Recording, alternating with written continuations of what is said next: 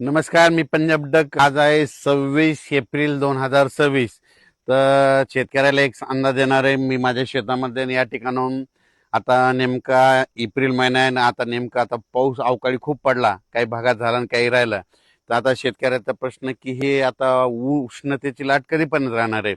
तर राज्यातल्या सर्व शेतकऱ्याला सांगू इच्छितो की राज्यामध्ये आता उद्या 27 एप्रिल पासून राज्यात चांगली तीव्र उष्णतेची लाट येणार आहे. काही ठिकाणी 40 अंश, 41 अंश, 42, 43, 45, काही ठिकाणी 47 आणि एखाद्या जिल्ह्यात मात्र 48 अंशापर्यंत राज्यात उन्हाचा पारा जाणार आहे. म्हणून हा अंदाज सर्व शेतकऱ्यांनी लक्षात घ्यायचा. म्हणून राज्यातल्या सर्व शेतकऱ्याला सांगू इच्छितो की तुम्ही काय करा, आपण आपल्या पाळीव प्राण्याची, लहान मुलाची, वयोवृद्धाची काळजी घ्या. त्यांना उन्हामध्ये फिरू देऊ नका. म्हणून हा अंदाज सर्व शेतकऱ्यांनी लक्षात घ्यायचा. म्हणजे राज्यात सांगायचं झालं तर सध्या तरी आता 10-15 दिवस पावसाचं वातावरण नसणार आहे. म्हणून राज्यातल्या सर्व शेतकऱ्यांनी अंदाज लक्षात घ्यायचा. तीव्र उष्णतेची लाट पूर्व विदर्भ, पश्चिम विदर्भ, दक्षिण महाराष्ट्र, उत्तर महाराष्ट्र, कोकणपट्टी, खानदेश या सगळीकडं चांगली उष्णतेची लाट राहणार आहे. म्हणून हा अंदाज लक्षात घ्यायचा. कोकणपट्टीमध्ये देखील 38, 39, 40 अंशापर्यंत तापमान जाणार आहे. म्हणून कोकणपट्टीतल्या शेतकऱ्यांनी हा अंदाज लक्षात घ्यायचा. उत्तर महाराष्ट्रामध्ये काही ठिकाणी 44, 45 अंश, 46 पर्यंत जाणार आहे. म्हणून उत्तर महाराष्ट्रातल्या उत्तर महाराष्ट्रातल्या नाशिक जिल्हा, नंदुरबार जिल्हा, धुळे जिल्हा, जळगाव जिल्हा त्या शेतकऱ्यांनी हा अंदाज लक्षात घ्यायचा. कारण की तिकडे देखील 45-46 अंशापर्यंत पारा जाणार आहे. म्हणून हे देखील अंदाज लक्षात घ्यायचा.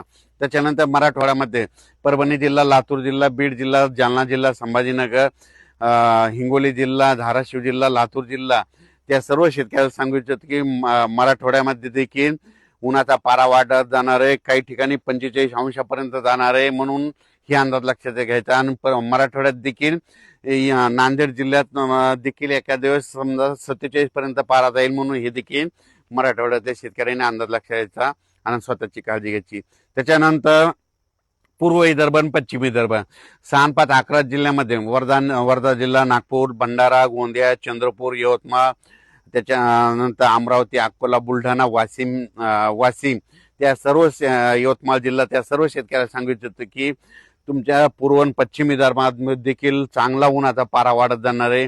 काही काही ठिकाणी 47 अंशापर्यंत नोंद जाईल आणि एका जिल्ह्यामध्ये 48 अंशापर्यंत पारा जाईल. म्हणून हा अंदाज देखील शेतकऱ्यांनी लक्षात द्यायचा. सगळीकडे मात्र 40 अंश तर 44 अंश सेल्सिअस मात्र सगळीकडे तापमान राहणार आहे. म्हणून हे लक्षात घ्यायचं. आता सर्व शेतकऱ्याला सांगू इच्छितो की आता उद्यापासून हवामान कोरडं राहणार आहे.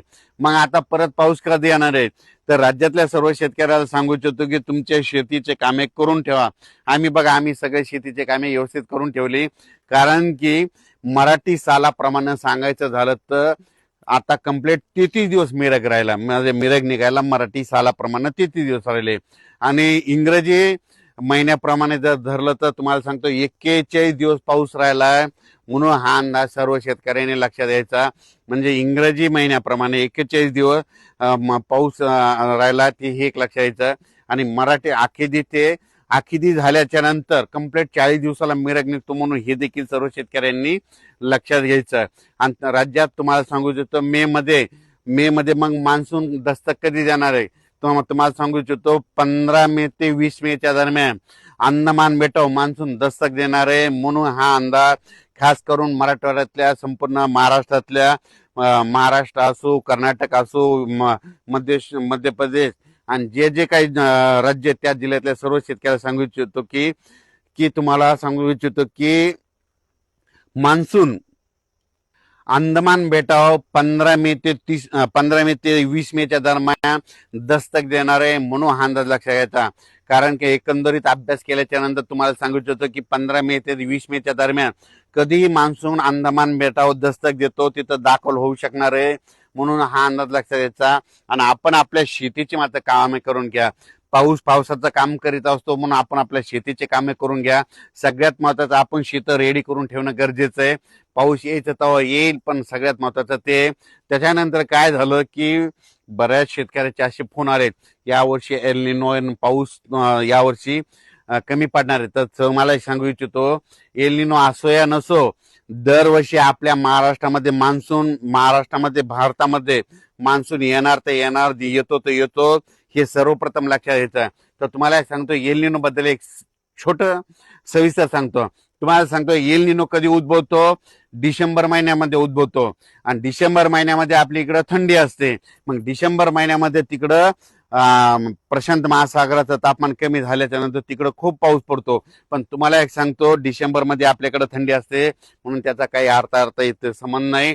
तर तुम्हाला एक सांगतो, आता तुम्हाला सांगतो इंग्रजी महिने कधी सुरू होता, जानेवारीला महिना सुरू झाला, जून मध्ये पाऊस सुरू झाला आणि एल निनो डिसेंबर मध्ये उद्भवलाय. मग याचा अर्थ तुम्हाला सांगतो पुढच्या वर्षी डिसेंबर मध्ये एल निनो कसा राहील त्याचा आधीच आपल्याला भाकीत लावणं शक्य नसतं. म्हणून तुम्हाला सांगतो भारतीय हवामान प्रणालीमध्ये मान्सून दरवर्षी त्याच्या वेळोवेळी येणार ते येणार येतो तोच येतो. पण यावर्षी कसं असं तुम्हाला सांगतो, हे ग्लोबल वॉर्मिंगमुळे वाढत्या तापमानामुळे काय झालं, निसर्ग 22 दिवस पुढे सरकला, थंडी 22 दिवस पुढे सरकली, उन्हाळा 22 दिवस पुढे सरकला. लहान मुलाला जरी विचारलं तर पाऊस कधी येणार, तो म्हणतो 7 जूनला येणार. पण ह्या वाढत्या तापमानामुळे ह्या 5 ते 7 वर्षामध्ये काय झालं, निसर्ग 22 दिवस पुढे सरकला. म्हणून दरवर्षी 7 जूनला पाऊस येतो ना, मग दरवर्षी त्या 7 जून मध्ये 22 मिसळा म्हणजे जूनच्या शेवटच्या आठवड्यात पेरण्या होतील. म्हणून हे सर्व शेतकऱ्यांनी लक्षात यायचं, म्हणून हे अंदाज सर्व शेतकऱ्यांनी लक्षात यायचा. यावर्षी तुम्हाला सांगतो हे सगळ्यात चांगलं आलंय. कशामुळं, यावर्षी म्हणजे खरीपात पाऊस कमी असला की पिकं चांगले येतात. खरीप बी चांगलं येणार आहे आणि रब्बी चांगलं येणार आहे. रब्बी मध्ये कशामुळे चांगलं येणार आहे, कारण की यावर्षी परतीचा पाऊस चांगला पडणार आहे. म्हणून यावर्षी रब्बीचं पीक देखील चांगलं येणार आहे. म्हणून शेतकऱ्यासाठी चांगलं साल राहणार आहे. म्हणून तोपर्यंत शेतकऱ्यांनी शेतीची कामे करून घ्यावी. आता उद्या 27 एप्रिल पासून चांगला उन्हाची तीव्रता वाढत जाणार आहे. म्हणून स्वतःची काळजी घ्या, वयोवृद्धांची घ्या आणि विशेष म्हणजे पशुधनाची काळजी घ्या. अचानक वातावरणात बदल झाला तर उद्या एक लगेच मेसेज दिला जाईल. धन्यवाद.